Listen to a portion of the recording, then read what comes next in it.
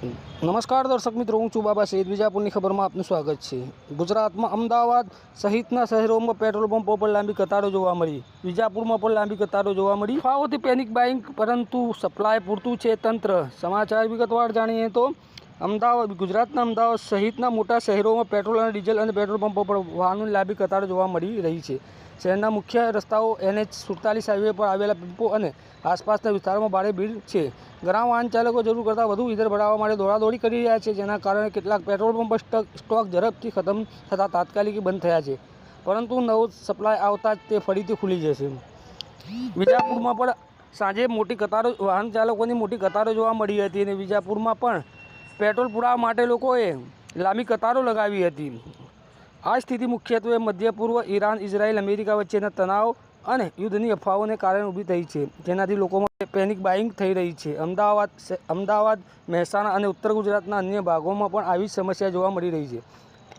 સ્થાનિક લેવલે વિજાપુરના મામલતદાર અતુલસિંહ ભાટી સાહેબે જણાવ્યું હતું કે deputy chief minister Harsh Sanghavi સાહેબે આ મુદ્દે પ્રેસ કોન્ફરન્સમાં રાજ્યમાં પેટ્રોલ ડીઝલની કોઈ વાસ્તવિક અછત નથી તેવી ખાતરી આપવામાં આવી છે. મામલતદારે વિજાપુરના દરેક પેટ્રોલ પંપ માલિકોને સૂચના આપી છે. પંપ પર બેનર લગાવીને લખવું કે પેટ્રોલ અને ડીઝલ પૂરતા પ્રમાણમાં ઉપલબ્ધ છે, ખૂટશે નહીં અને બિનજરૂરી પેનિક કરવાની કોઈ જરૂર નથી.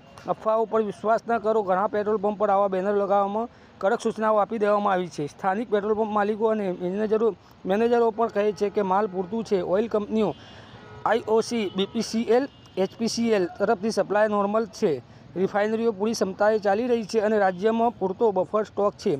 અધિક મુખ્ય સચિવ શ્રી મોના ખંદાર અને IOCLના અધિકારીઓએ પણ આ ખાતરી આપી છે કે કોઈ અછત નથી અને પંપ પર ભીડ કરવાની જરૂર નથી. ગુજરાત સરકારના માહિતી ખાતા તરફથી પણ આ મેસેજ જાહેર કરવામાં આવ્યા છે કે અફવાઓથી દૂર રહો, બિનજરૂરી સંગ્રહ ન કરો અને સત્તાવાર સ્ત્રોતો પરથી માહિતી લો. જો કોઈ ડીલર જાણી જોઈને પંપ બંધ રાખશે તો સખત કાર્યવાહી થશે. વિજાપુરના નાગરિકોને અપીલ કરવામાં આવે છે કે ધીરજ રાખો, જરૂર મુજબ ઈંધણ ભરાવો અને અફવાઓ પર વિશ્વાસ ન કરો, તેમ મામલતદારે જણાવ્યું હતું. જો કે લોકો શાંત રહેશે તો આ કતારો 1-2 દિવસમાં ઘટી જશે અને સ્થિતિ સામાન્ય થઈ જશે. આમ નાગરિકોને વિનંતી છે કે કોઈ બી પ્રકારની પેટ્રોલ ડીઝલને લઈને સોશિયલ મીડિયા હોય કે વોટ્સએપના માધ્યમથી કે કોઈ બી ઓફિશિયલ જાણકારી વગર કોઈ બી પ્રકારની આ અફવાઓમાં આવીને ભાગદોડ કરવાની કોઈ બી પ્રકારની જરૂરિયાત નથી. રાજ્ય સરકાર અને ખાસ કરીને કેન્દ્ર સરકાર દ્વારા આ જથ્થાઓ અને સપ્લાય માટેનું ડેલી નિરીક્ષણ થાય છે અને રાજ્યને તમામ પેટ્રોલ પંપો પર પેટ્રોલ ડીઝલ માટે પૂરતી વ્યવસ્થાઓ પહોંચી વળે તે માટેની સંપૂર્ણ તૈયારીઓ બી છે.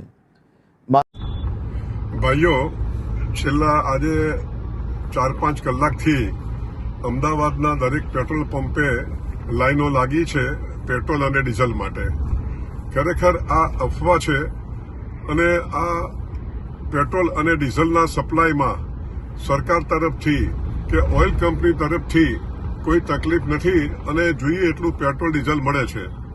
અમને સરકાર તરફથી કે ઓઇલ કંપની તરફથી કોઈ એવા આદેશો અમને નથી મળ્યા કે પેટ્રોલ અને ડીઝલ તમારે ઓછા પ્રમાણમાં વેચવાનું.